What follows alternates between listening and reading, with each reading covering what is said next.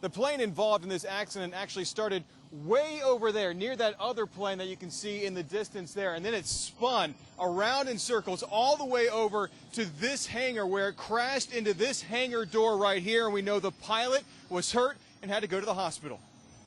A runaway plane doing donuts. No one in the cockpit. Surveillance cameras at the Joseph A. Hardy Airport in Connellsville catching the wild scene before the plane crashes into a hangar. It was pretty rough. You know, we didn't know what to do. You got an airplane running around out there wild, and we were chasing it, and then it was chasing us.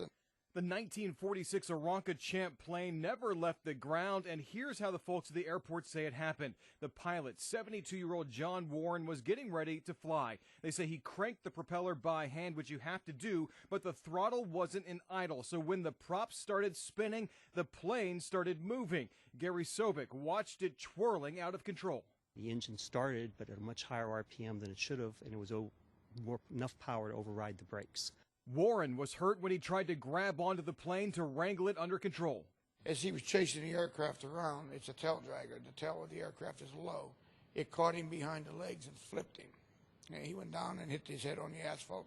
The plane kept spinning in circles across the pavement right towards Sobek, who had his truck in front of his hangar. The tail of the airplane hit the tail of my truck, bent the rear quarter panel, and that let the airplane turn into the right into the hangar.